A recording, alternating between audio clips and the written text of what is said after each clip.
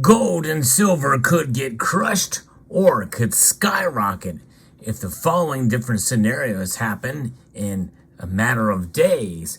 I'll talk about those scenarios and what we should expect as we explore.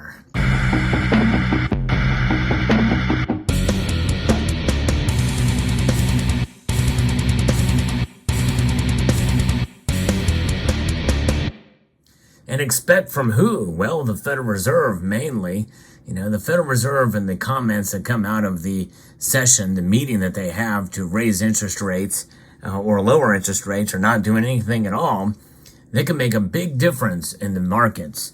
And most of us are anticipating that the Federal Reserve is going to raise rates 1/4 percentage point.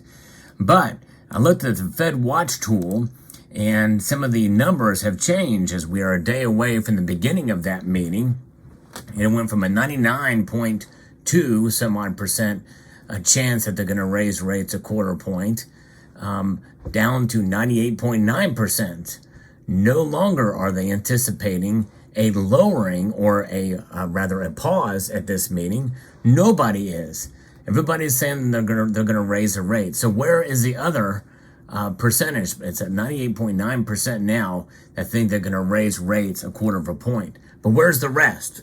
Well, the rest is at a 1/2 point rate hike. 1.1% say that they're going to raise rates 1/2 point. That would be a major shock.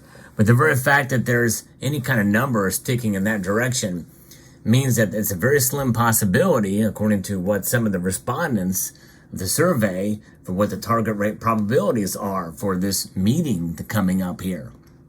But it really has to do with what they say after and what the meeting notes say, which are released as well not long after the statement by Jerome Powell. And we also have to keep in mind that the European Central Bank is also meeting as well too. So those meetings together combined, and what they do is going to drive the direction of where potentially gold and silver prices are going to go. Why? Because, as you know, every time the Federal Reserve raises rates, it tends to put strength to the dollar, which puts pressure on gold and silver. The opposite direction, when you lower rates, well, typically that's easing policies, and that's usually combined with some sort of money printing, quantitative easing, as it's been denoted since the last part of the previous decade. And that's quantitative easing. There's a lot of pressure for that to continue, even if they don't raise rates. More money printing is somewhere along the line, because the Congress has passed several bills that are going to require a whole lot more money in order to make happen. Money that they're not going to get from taxes. They're going to try their best. They're going to squeeze every nickel out of us for sure. But more money into the supply, into the economy, means inflation. And that's what we're dealing with now. Right now, we're starting to finally see the effects of quantitative easing rounds 1 through 4, with the most recent being COVID. Massive spending during COVID, with the CARES Act money and the like. And we're suffering from that now. All those checks you've received, you're paying for those checks that you got for $1,200 or whatever a pop, and it's coming back to bite us now with the cost of goods and services rising dramatically. So, what are the possibilities here? Well, let's talk a little bit about the here and now. Everybody is anticipating that this is going to happen, and they've been anticipating it for quite a number of weeks now, that the Federal Reserve is going to raise rates, and they're going to raise them 1/4 point. But finally now, the markets are reacting to it, because gold and silver have defied it for the most part, for reasons I've talked about in prior videos. But right now, there is a pretty healthy pullback in both metals, anticipating this movement by the Federal Reserve to raise rates by 1/4 point. Gold is down, as I record this video, down $6.30. That's almost 1/3 of a percentage point down for gold. Not a lot, but a noticeable amount to drop as we march forward towards this meeting. But silver is down almost a full percentage point. It's down 23 cents, way below the $25 we saw before, at $24.41 for the ask price. Even platinum and palladium are reacting, and they're both in negative territory as well, marginally. The only metal that's up is rhodium. Of course, no surprise there. It kind of beats to its own drum, marches to the beat of its own drum. But gold and silver indeed are reacting, anticipating the move. And likely we will see bigger drops if it comes as expected. In other words, we could very well see, and this is just speculation on my part, if things go as planned and there's not any major announcement by the Jerome Powell and his presser, then likely we very well could see silver fall back to $24 an ounce, fall another 41 cents or thereabouts, maybe the high 23s if this happens and it goes off kind of without a hitch, because that's just kind of the nature of things. But it may stay kind of where it is, but I don't see it falling much lower than that. Gold, we could see fall back into $1,940, I think, when the statement comes out, if things don't really change. But if there is a report or some news about guidance through the end of the year that confirms the expected, I think we'll see those kind of moves for gold and silver. But I could be wrong. It could stay where it is or even go up slightly because they're anticipating that they're not going to raise rates. So that's going to be bullish, moderately bullish, though, for gold and silver. Now, here's the other scenario. If something is said that is kind of contradictory to their actions or a change and a pattern for what the Federal Reserve is doing, that they're just going to do it as a wait-and-see scenario, well, that could have a psychological impact in the markets. And we very well may see a rather dramatic move one way or the other. We're talking about, maybe a 2% move for both metals one way or another. We'll see. But that's a possibility that we could see that kind of move. If Jerome Powell says something that's a little bit off kilter compared to what they've done, or changes his stance on the markets and what he feels is a weakness with regards to employment, with regards to the dollar strength, with regards to any kind of easing policies, any kind of hints of quantitative easing back into play again to pay for some of the spending that these recent legislative packages that have been released and signed by the president. Well, we very well could see a very strong increase in both gold and silver. I'm not saying skyrocket, but nonetheless, we very well could see that happen. Now, here's a scenario, folks, where we could see an absolute plunge, a crushing of both gold and especially silver, is if they were to actually raise rates based off of what 1.1% of the probability and statistics are based off the Fed Watch tool.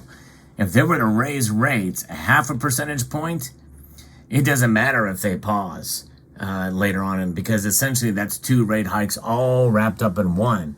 And we're going to see a massive pullback, I think, in the precious metal space, as they're just trying to really put an exclamation point on the rate hikes this year with a half point. They haven't done that in a while, and it would send a strong message and give them room to lower rates down the pike in 2024. Well, hopefully not having that effect on not dramatic of an effect on the economy.